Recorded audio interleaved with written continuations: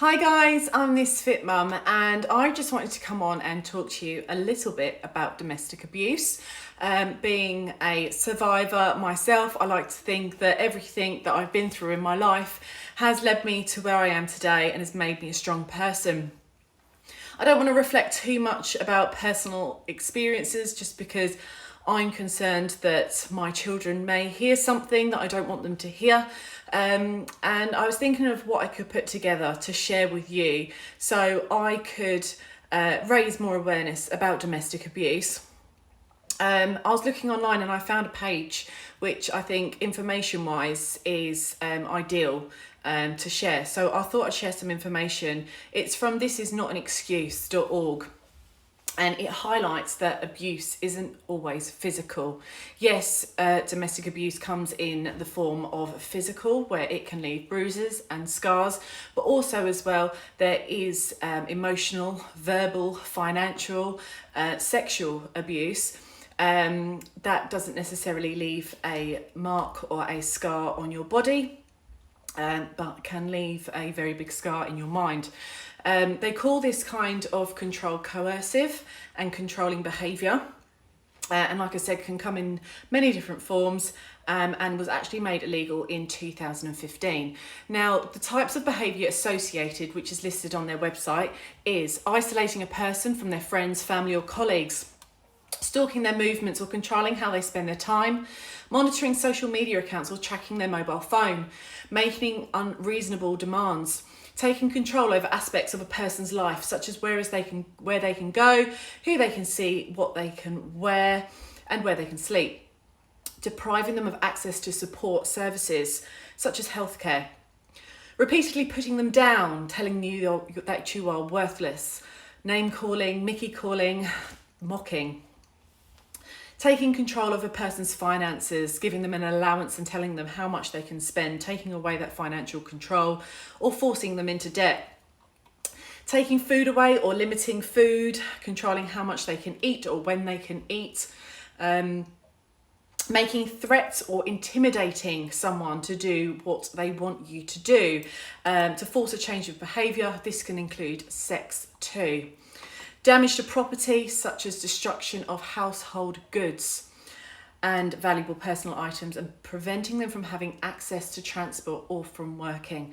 There's many different ways that someone can be abusive and you can experience domestic abuse. Now, it doesn't relate to a single incident. It's a pattern of incidents that happens over a series of time.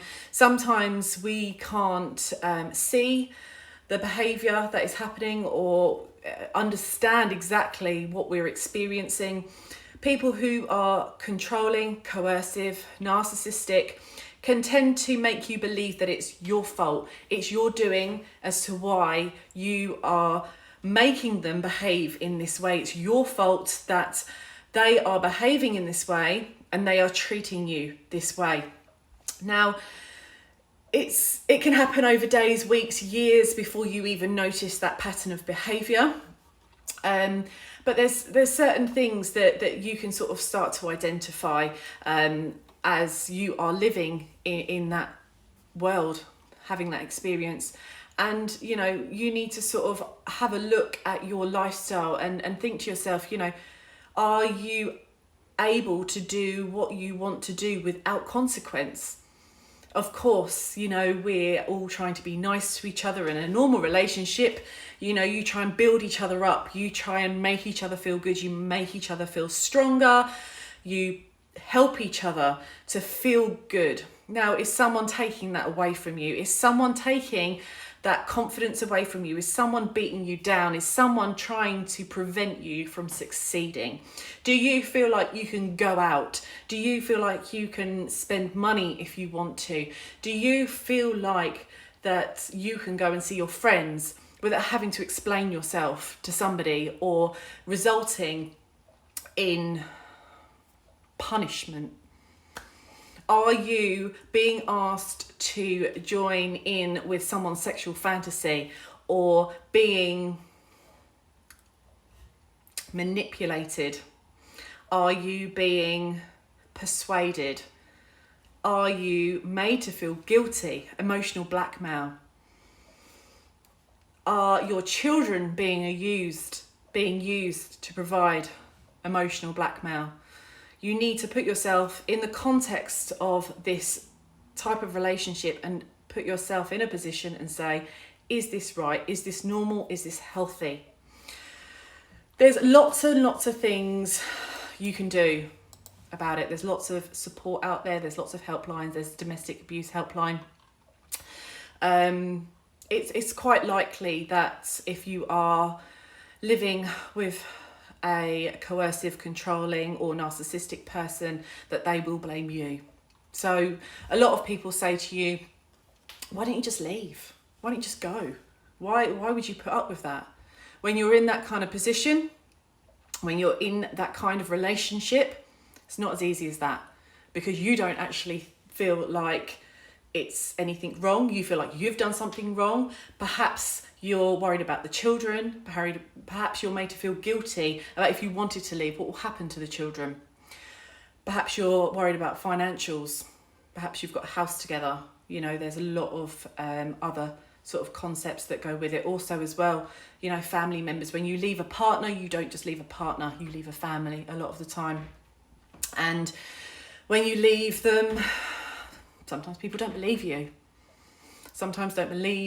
People don't believe what you're saying. People don't believe that this person could behave in such a way. But you know for yourself, at the end of the day, you are the person that needs to be happy, and you are the person that deserves to make those changes and those choices. And if someone is trying to blackmail you to do otherwise, emotionally, physically, financially, this is illegal. It is not legal. This is not right. And people should not be being controlled. This is domestic abuse.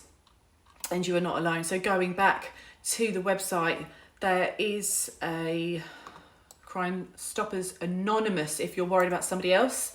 0800 555 111.